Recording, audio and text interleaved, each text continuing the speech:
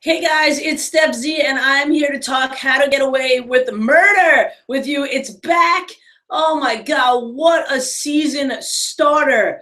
Holy crap. Season 3, episode 1 started off with a bang. There's so much information that we got in this show, and I'm going to try and go through topic by topic or person by person of what is happening in this show. And I would love your comments, quotes. This show is always a guessing game, like what's going to happen? Why does one thing lead to another? But we start off with Wes. And Wes has been such a key. I mean, they all kind of have their own places and they all fit in to make this puzzle together. But Wes has been, unfortunately, one of the main characters, and he's been going through some shit, man. We got Wes finally realizes that he has a dad. He finally realizes that his dad is some big head honcho, some very wealthy guy. And the thing about what we find out in this situation, it's kind of interesting to me because we find out that Wes has a dad. We find out who his dad is, where he comes from. We find out that his dad has a tie to Annalise. We also find out that Frank is feeling guilty about what he's done to Annalise, but in that, he thinks that taking Wes to meet his dad is a good idea. So he's still trying to play Wes against Annalise in a way, because if he thought that killing Wes's father, because we see Wes's father get shot and killed. That's how we end season 2. Now we see that Frank is actually the one that took Wes to his dad. And then we see, well, we assume, we don't see, it's not 100% true, which with this show, you can never know unless you actually see it. But we assume that Frank kills Wes's dad. And we assume that Frank kills Wes's dad for Annalise. But my question to you is, why didn't Frank just kill him without Wes being there? Why does Frank want Wes to be there and to witness another dramatic thing? Wes witnessed his mom dying, now he's going to witness his dad dying. Like, why does Frank want Wes to see all that up close and personal? And you know what I'm saying? Like, he could have just 100% killed Wes's dad without him. That would have been fine. Annalise still would have had him dead. And not that I think Annalise ordered that, but I feel as if there's this thicker plot that Frank is trying to do. And speaking of Frank, I know a lot of the ladies out there will probably agree with me with this one, but after Frank does this, we see Frank shave his beard and shave his head. And I have to say, I think Frank looks a little bit more handsome being all shaved up. So ladies, I want to know if you agree with that. Let me know. Now, while we're on Frank, let's talk about Laurel real quick. Now, I feel like Annalise, well, we have Annalise and Wes both have situations where Frank is somewhat of Laurel. They're thought of as a unit. And now Annalise is saying, you know, it's either him or me. Like, you have to choose. Laurel's clearly saying to Annalise, she chooses Annalise. She doesn't want Frank. Frank left her as well. She clearly says the same to Wes, especially now that she knows that Frank killed Wes's dad.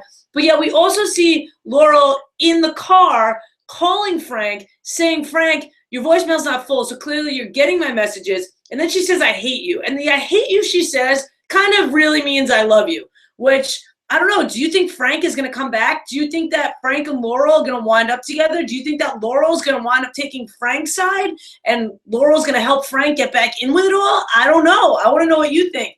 I don't know. I think that Laurel's kind of weak in that way. Like, I think that if Frank comes back and makes her feel loved, I don't know. Will she crumble? I can't wait to see what happens with that. Now, moving on. Now, let's talk about Asher and Michaela. Now, I don't know about you, but at the end of the season last year, I thought that was kind of like almost a pity hookup. Like, I thought they were both in weird places. They both just hooked up because it was something that they could do. And I didn't really ever see chemistry between the two of them. I didn't really see chemistry, even though there's a sex scene with them now. Clearly, Asher's talking about the case at hand, which we'll get to. Michaela's like, why are you talking about that? Then Asher has to go and deal with some of this stuff. I guess he's the RA of the building that he's in now. And then Michaela winds up looking at Asher's notes and stealing his idea, but there's not passion there. So I don't really see that lasting, and I see that maybe getting even more awkward than it is now. I don't know. Do you think that they're going to last? Let me know what you think. But that leads us to the case that's happening. There's a case where pretty much what we find out is a father is covering for his daughter. There was marijuana drugs found in the car, and the father took the rap for it. And they're trying to save this case and save this man from being deported and being separated from his family. And unfortunately, it doesn't work out that way, and the result is he is deported. But the thing about this that's different is Annalise is teaching a different class now. And we understand that she's teaching a different class because clearly the Keating Five didn't do as good as they do in the past, clearly because they're dealing with death, this, that, the other thing, which leads me to believe that Annalise has not done stuff like this in the past, which I feel like we all might have thought she was deceiving like this in the past, but it's clear that from these kids' grades, usually they said they finish in the top, they're finishing in the bottom this time. So what's changed? Is this the first time that Annalise has gotten so in with the students and all this has happened? That's going to be interesting to see. But now she's teaching a class that's a pro bono class, which pretty much they offer legal advice and lawyers to people that can't afford it. Now, they actually do this by giving the students chances to debate the case.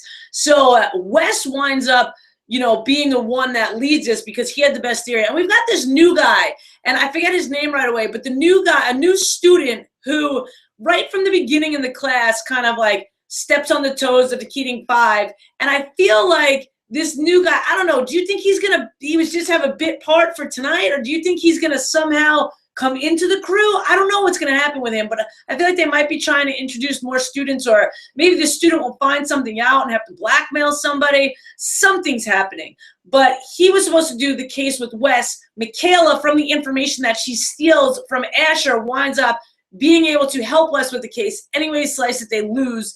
Kind of sucks. This guy's going to get deported. But you see that my takeaway from that is that everyone's kind of not on their game. We have all these little snippets of what people did over the summer, and I feel like everyone's kind of just not 100% there yet. We see that Wes has a new girlfriend, Maggie, and we do see that, Wes has a moment in his apartment when Laurel's there, and Wes is saying, whenever he sees Laurel, he just sees Frank, and that's kind of why he's been standoffish with Laurel. But then it's clear that he's been saying really good things about Laurel to Maggie. So we're going to have to see what happens, because they did make out at the end of last season as well. So everything is just so intertwined in this web of How to Get Away with Murder that Annalise Keating is spinning. So I'm very excited to see what has happened. Now, there's still a lot of things to talk about with this episode. Number one, Nate's still around, and he's still around in a way where he's massaging Annalise's feet. So clearly, Nate's on the in, believes her. I don't know, does she have him fooled? Does he know more? At one point, I thought that he knew more and he was going to outsmart her, but now I think she's just back to manipulating everybody, and she's got him fooled. He's standing there massaging her feet, which I feel like it's a very vulnerable position to just be laying down and have someone standing up massaging your feet. It kind of shows that he's catering towards her a lot. So we're going to have to see where that goes. Of course, we have the situation at the end of who's dead, and we're definitely going to talk about that. But one thing that I want to talk about before that is this whole Connor and Oliver situation. Now, man, where do we even start with this? At first, we end last season seeing that Connor wants to leave. Connor applies for school to go to Stanford. He gets in. We see Oliver intercept this letter, throw it away. We learn tonight that Oliver actually has hacked into Stanford's system and rerouted the emails to go to him. So Oliver is not as, rule-following and straight-arrowed as we think he is, because he's done this to get his way. So we do see that. Now, we also see that in the flashback to Connor, we think that Connor tells Annalise that Oliver's going to ask for a job. Annalise gives Connor his word that her word that she won't give Oliver a job. Now, when Oliver comes in, Oliver, after he tells his spiel, wants to show Annalise his work. Annalise says, "You know what? No, I'm not hiring right now." Then he feels the need to spill the beans and tell Annalise that he threw away this letter to Stanford and that he hacked into Stanford. Now, Annalise realizes how hard this could be and realizes that he could be an asset. She also realizes that, I think what she also realizes is that she knows that Oliver can snoop and find stuff out anyway. If he's going to hack into the police, if he's going to hack into stuff. So maybe having him close and giving him a specific job will help him from not finding out the bigger picture and everything dirty that they've all done.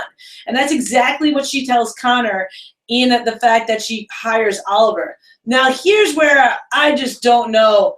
Man, Connor's character has done such a 360 because Connor actually goes home to Oliver, tells Oliver, you know, he's happy that he got hired, fine. And then Oliver needs to tell, Oliver felt guilty that he got the job, that he was going to want him to have the job. Connor was fine. Connor also says, I know you hacked into Stanford. And then Connor takes it on from his perspective that he needs to apologize because he wasn't being aware of what Oliver needed. Now, to me, that's crazy. If someone took my mail, threw it out, didn't even give me an opportunity to look at it, didn't give me an opportunity to have a discussion with it, and then hacked a college that I wanted to go to so that I wouldn't get emails, I'd be pissed. And Connor pretty much is saying, no, I'm not pissed. I get it. I apologize because maybe I didn't see that. Now, the big shocker to me comes when Oliver then pretty much breaks down, says, I love you, Connor. I know you love me. And then pretty much breaks up with Connor. Oliver broke up with Connor after all the diversity that they've been through. After everything, he says he wants to break up. Now, I can't believe that. I can't believe that happened. I thought that Oliver would begin working for them. There would be some drama. Then they could possibly break up. But for them to break up before any of that happened, to me, came completely out of left field. I'm not a fan of it. Maybe it won't last. Maybe they'll get back together. Maybe they're just throwing us like off into the deep end because it's the first episode. I don't know. But to me, that was pretty insane. Okay, now we get to the big elephant in the room of who's dead. Now, this is how I'm analyzing the who's dead. Okay, I feel like at first we saw a lot of Nate in the house tonight. So a lot of people might go to Nate right away, and we see her upset. I don't think she would be that upset if it was Nate, and I'm not trying to be cold-hearted, but I feel like her crying, Annalise I'm talking about, Annalise is crying and her breaking down when she sees who's dead is more of a guilt than a heartbreak. It's more of a panic cry than a sad cry. And I could be totally wrong. So some of the people that came to mind for me, I mean, yes, I definitely went through the Nate. I went through Bonnie. I don't think it's Wes. I don't think it's any of that. And again, they're probably going to drag this out probably almost all season, I think, to figure out who this is. But, I mean, they say it. They say they're not going to tell us who it is, but they're going to tell us who it's not. I think that maybe it could be Oliver for some reason, and she could feel guilty. I feel like maybe it could be her ex, Eve, because there is a time lapse. Like, we do see Nate at the house, and then we see Annalise's house on fire. So again, I don't think, I don't know. Is it one of the Keating Five? I don't know. I don't think it's Bonnie. I don't think that, I know this sounds terrible and cold, but I don't think that emotion would spill out of Annalise for Bonnie. I don't think that emotion would spill out of Annalise if there wasn't, I think she loves Nate, but I don't think she's in love with Nate. So I don't know that it would be that way. Clearly, there's a way deeper connection between her and Eve and a lot of the stuff that happened. I don't know. Maybe that's crazy that it's Eve and it's not. And maybe it is one of the main characters. I want to know what you think. Tell me who is dead. It looked like a bigger person, it wasn't like Michaela. Maybe Laurel. But I don't know. I really want to know. But all in all, this was a awesome kickoff to the third season of How to Get Away with Murder. Again, down below, leave me some comments. If there's anything I didn't talk about that you want to talk about, if there's any theories that you have of the theories I'm looking for is, why did Frank kill Wes's dad in front of him? Why didn't he just kill him? Who is the guy that Frank killed? We didn't talk about that either. Who is that guy? Have we seen that guy before? Because I don't think we have. So who is the guy? Is it just a hitman that she hired to kill Frank that Frank clearly found out about? Is Annalise working with Frank? Did Annalise know that Frank was going to go and kill the father so that Wes knew that he was dead? I mean, I wouldn't put anything past Annalise these days. And who's dead? We want to know who's dead. And do we think that Connor and Oliver will get back together? Do you think that will be sorted out? Those are the things I want to know. I'm Stef Z. Leave your comments below. I'll get back to you. You can also tweet me. I might get back to you quicker if you tweet me at IAMSTEFZ. It's been my pleasure. I'm glad we're back talking about how to get away with murder. And I'm going to figure out, there's a way that we can chat, a few of us at a time here in this Google chat. It'd be really fun to have a couple of you break down this episode with me. So if you're interested in that, let me know as well. All right, have a good night, everybody.